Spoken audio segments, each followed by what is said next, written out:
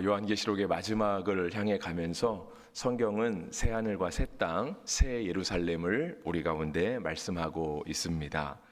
오늘 본문은 새 예루살렘이 등장하는 본문입니다. 9절부터 함께 보았는데요. 새 예루살렘은 새 하늘과 새 땅 안에 있는 새로운 도성이라고 말씀드릴 수 있겠습니다. 우리가 어저께 새 하늘과 새 땅에 대한 본문을 보았는데요. 그러니까 하늘과 땅 하면 이렇게 천지라고 할 때 온 세상을 의미한다라고 이야기할 수 있겠죠. 그리고 새 예루살렘이라고 하면 예루살렘이라는 곳이 특별한 하나의 도시를 의미하니까 아마 새 하늘과 새 땅 가운데 있었던 하나의 도시를 말하는 것으로 우리가 이해할 수도 있겠습니다. 그런데 사실상 우리에게는 그 새 하늘과 새 땅 또 새 예루살렘 이 모든 의미가 다 천국 자체를 의미하는 것으로 더 익숙한 것 같습니다. 실은 새 하늘과 새 땅이 어떠한 모습으로 펼쳐져 있는지 우리가 성경을 통해서 이렇게 간혹 살펴보기도 하죠. 사자와 어린 양이 함께 뛰놀기도 하고 어린이가 독사굴에 손을 넣기도 하고 그런 우리가 생각하는 그런 놀라운 낙원과 같은 모습, 새 하늘과 새 땅에서 펼쳐지는 모습이라고 말씀드릴 수 있을 것이고요. 그것이 또 천국의 모습이라고 우리는 생각합니다. 새 예루살렘은 아마 그 가운데 있었던 하나의 도시일 텐데요. 그것이 천국에 많은 도시들이 있는지 없는지 그건 잘 모르겠습니다. 하지만 분명히 새 예루살렘도 우리가 다는 알 수 없지만 하나님께서 우리 가운데 보여주신 천국의 하나의 모습을 보여주고 있는 것은 확실합니다. 오늘 새 예루살렘을 소개함에 있어서 9절에서는요 7 대접을 가지고 마지막 7 재앙을 담은 7 천사 중 하나가 나옵니다. 그러니까 새 예루살렘은 천국인데, 그러니까 새 하늘과 새 땅도 천국이고요. 우리가 다 말로 형용할 수 없을 만큼 그렇게 기대하고 소망하는 곳인데, 그러한 새 예루살렘을 소개하는 천사가 7 재앙을 가졌던 그 천사 중에 하나이었습니다. 그런 생각이 들었습니다. 하늘나라에 천사가 되게 많을 텐데 하늘나라에 정말 수없이 많은 천군 천사가 하나님을 찬양한다고 우리가 요한계시록을 통해서 보았는데 왜 그 많은 천사 중에 하필 이 땅 가운데 재앙을 쏟았던, 그것도 마지막 재앙이 7 대접 재앙이었잖아요. 그런데 그 재앙을 이 땅에 내리 쏟았던 천사가 왜 새 예루살렘을 소개시켜 줄까? 그런 의문점이 들었습니다. 그러면서 또 한편으로 드는 생각은 이것이었습니다. 우리 모두가 다 하나님 앞에 나아가게 되는 날이 오죠. 우리는 다 심판대에 서게 되는 날이 옵니다. 그런데 그 심판대에 설 때 우리가 천국에 들어가기 위해서는 반드시 재앙과 같은 예수님 앞에서 심판을 받는, 우리의 모든 죄가를 씻어야 되고 우리의 모든 잘못된 것에 대한 그런 죄값을 치러야만 하는 그런 단계가 있음을 우리 가운데 말씀해 주기 위해서 특별히 7 대접, 7 재앙을 가졌던 천사가 우리 가운데 새 예루살렘을 소개시켜 주는 것이 아닌가 하는 생각이 들었습니다. 어떤 생각이 들던 간에 우리는 이미 알고 있습니다. 예수님을 통하지 않고서는 천국에 갈 수 없다라고 하는 사실을 알고 있죠. 예수님이 우리 가운데 오신 이유는 우리의 죄를 용서해 주시기 위해서입니다. 그러니까 우리가 죄인의 모습으로는 새 하늘과 새 땅이 아무리 좋고 새 예루살렘이 아무리 지상의 낙원과 같아도 예수님을 통하지 않고서는 갈 수 없습니다. 마치 7 대접을 가졌던 그러한 7의 심판이 있어서 우리의 죄를 하나라도 남김없이 다 씻기 전에는, 그러니까 예수님을 통해서 우리의 죄가가 아주 작은 것 하나까지도 다 용서받기 전에는 천국에 들어갈 수 없다라고 하는 것이죠. 그래서 고린도후서 5장 10절에서는 이와 같이 말씀하십니다. 이는 우리가 다 반드시 그리스도의 심판대 앞에 나타나게 되어 각각 선악간에 그 몸으로 행한 것을 따라 받으려 함이라. 우리가 예수님 앞에 서게 되는 그날이 바로 천국에 들어가는 그 날이 될 텐데요. 실은 그 마지막 심판, 죄 때문에 우리의 죄가를 정산받는 그날은 한편으로 우리 가운데 두려움으로 다가올 수도 있습니다. 하지만 그럼에도 불구하고 감사한 것은 예수님을 반드시 통한다라고 할 때, 그러니까 예수님 없이는 천국에 들어갈 수 없다라고 하는 이 진리를 생각할 때, 반대로 우리가 예수님만 믿으면 우리의 어떤 죄가도 다 씻어질 수 있다.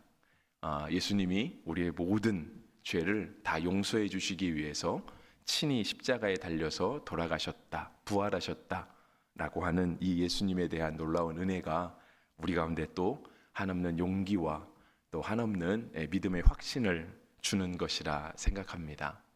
그래서 우리가 예수님만 있으면 실은 아무리 많은 재앙이 있어도 겁날 것 없습니다. 우리가 예수님만 굳게 붙들고 있으면 뭐 7 대접이 아니라 7 대접이 70번씩 온다고 해도 우리는 염려할 것이 없습니다. 예수님은 우리의 어떠한 죄도 씻어주실 수가 있으며 예수님 앞에서 용서받지 못할 죄는 아무것도 없기 때문에 그렇습니다. 그래서 천국을 소개함에 있어, 새 예루살렘을 소개함에 있어 특별히 7 대접을 부었던 그런 천사가 등장하는 것은 도리어 반대급부적으로 우리 가운데 더욱더 예수님을 드러내주는 사건이라고 볼 수 있겠습니다. 그래서 우리가 한편으로 예수님을 생각할 때, 천국을 생각할 때 우리가 죄에 대한 문제를 반드시 해결해야 되는 문제, 그러한 일들도 있지만 또 우리가 예수님을 더욱더 굳게 붙들게 된다면 우리가 필요하지 않은 죄책감에 쌓이는 것도 그것도 잘못이라고 말씀드릴 수 있겠습니다. 우리가 필요하지 않는 죄책감에 쌓이는 것, 그것은 곧 예수님을 무시하는 것과 같습니다. 왜냐하면 예수님은 우리의 죄를 용서해 주셨는데 우리가 예수님 용서하신 죄에 다시 붙잡혀 있다라고 하는 것은 예수님을 업신여기는 것, 무시하는 것과 같은 결과를 가져오기 때문에 그렇습니다. 그래서 고린도후서 3장 17절에도 이와 같이 얘기하시죠. 주의 영이 계신 곳에는 자유가 있느니라 했습니다. 우리가 천국을 향해서 다 나아가고 있는데요. 우리가 천국을 향해서 가는 우리의 모든 걸음걸음들이 예수님을 굳게 붙드는 걸음들이 되시고 그 안에 자유함을 누릴 수 있는 그러한 믿음의 걸음들이 되기를 주의 이름으로 축복합니다. 이후부터 이어지는 말씀이 있습니다. 11절부터 21절인데요. 11절부터 21절의 말씀은 천국을 우리 가운데 보여주고 있습니다.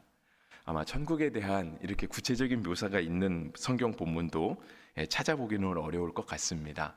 우리가 아까 교독해서 읽었으니 다시 읽지는 않겠지만 천국은 이렇게 12 진주문이 있다라고 표현도 되어 있고요. 각종 보석들이 천국의 장식이 되어 있고 또 이스라엘의 12지파의 이름도 나타나 있고 예수님의 12사도의 이름도 나타나 있습니다. 이렇게 우리 천국을 보는 데 있어서 먼저 하나 주의해야 될 것을 말씀드리고 가겠습니다. 특별히 요한계시록에 보면 우리가 이제 어제도 살펴보고 요한계시록을 계속해서 우리가 쭉 보면서 그러니까 요한계시록 안에 자꾸 어떤 수치들이 나타납니다. 어떤 특별한 숫자들이 나타나죠.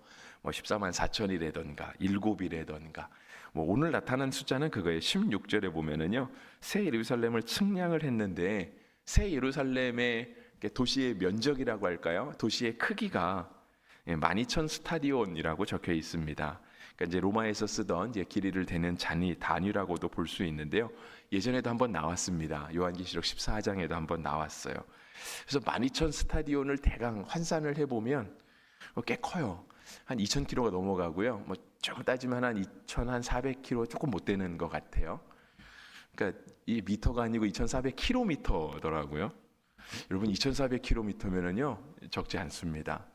우리가 서울에서 부산 가는 거리가 정확하게 모르지만 한 대강 봐도 한 450km 그 정도 잡아보면 2,400km라고 했으니까 몇 번을 한 5번 이상을 왔다 갔다 해야 되는 거죠. 그러니까 아마 한반도 끝까지 넘어갈 것 같아요. 그래서 제가 그 한반도의 길이도 제가 한번 봤거든요. 인터넷에서 조사해 봤더니 한반도의 길이가 한 1,100km 정도 된다고 하는 것 같아요. 그래서 실은 이제 우리나라가 되게 작잖아요. 왜냐하면 남한만 생각했을 때 그렇거든요.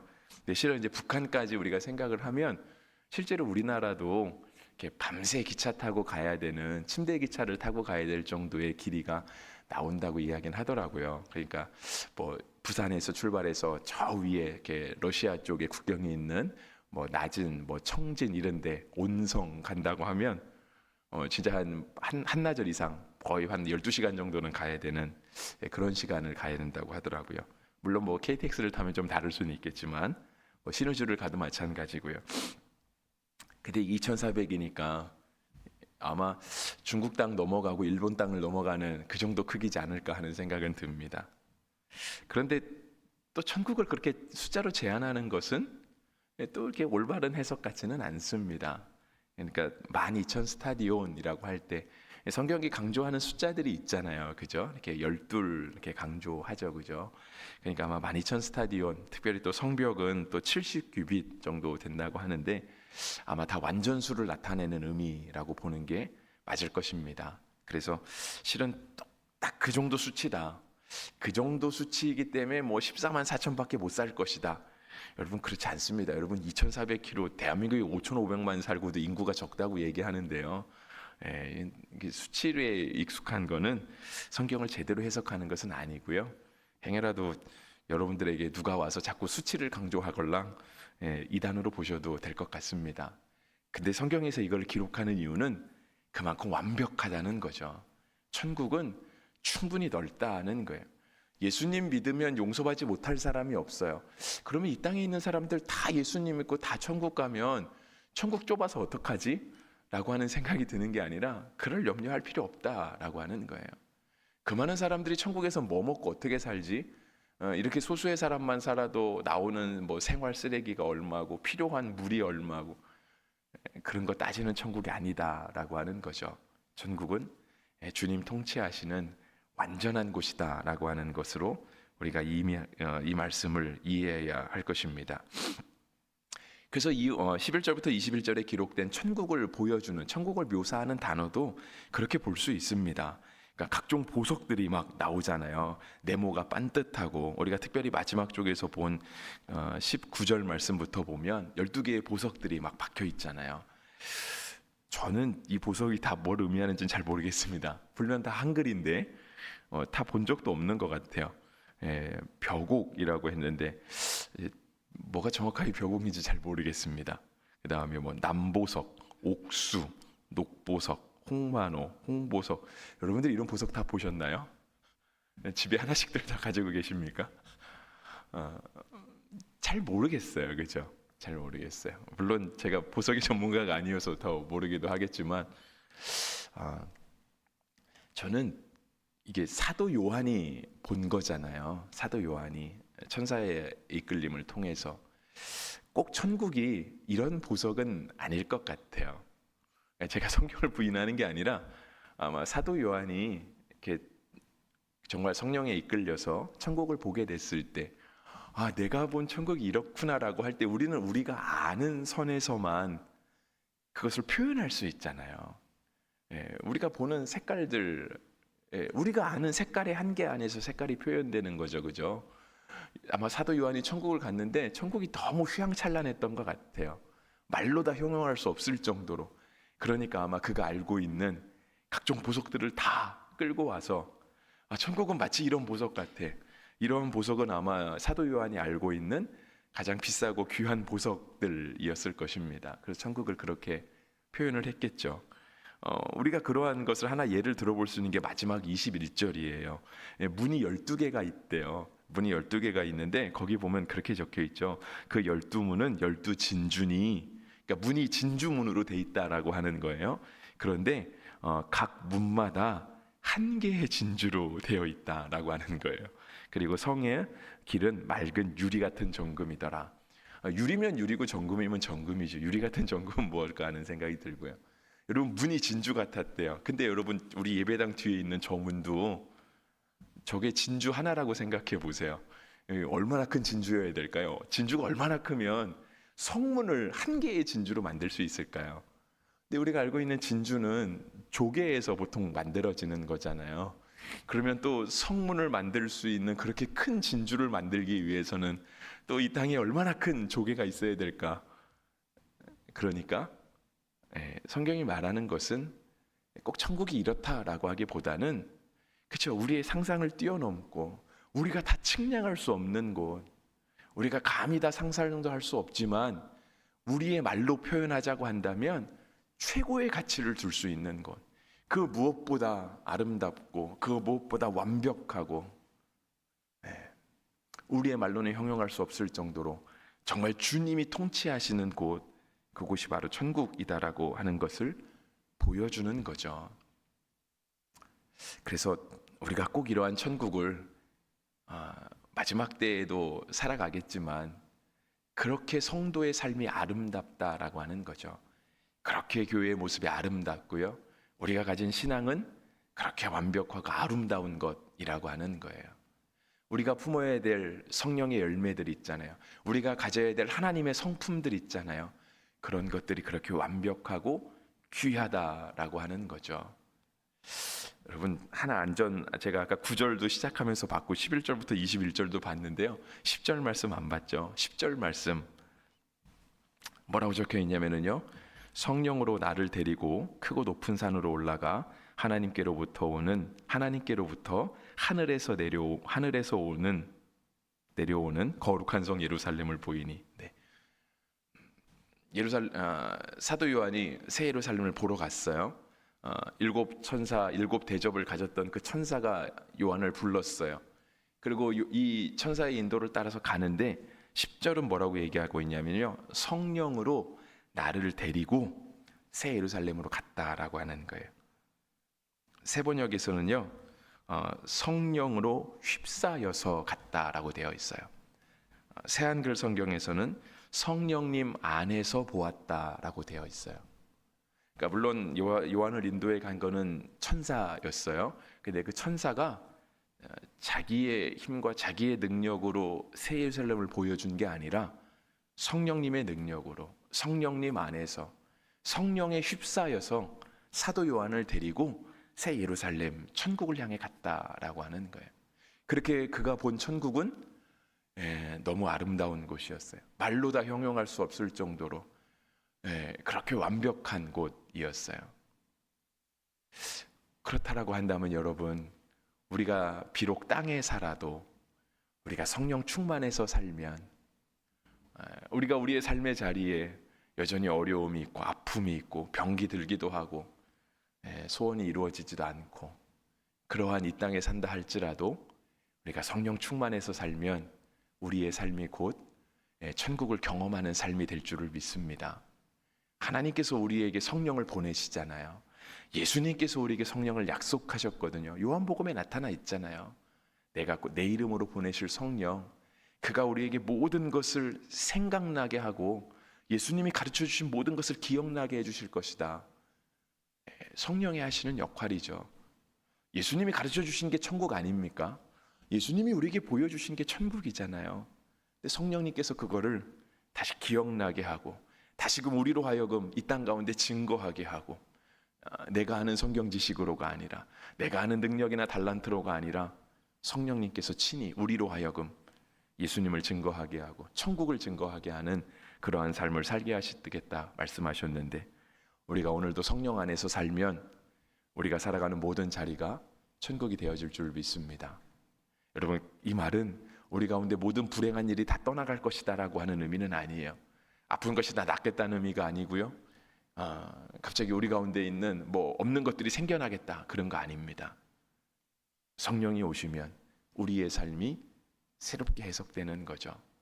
새롭게 해석된 그 삶이 천국을 맛보게 되는 삶이 되는 것이죠. 우리의 삶이 그렇게 되기를 간절히 소망하고, 또 우리가 함께 신앙생활하는 우리 교회가 그렇게 되기를 간절히 바라고요. 또 이 새벽에 함께 예배하는 우리 자녀들의 모든 삶이 성령님 안에서 인도함을 받는 삶이 되기를 주의 이름으로 축복합니다.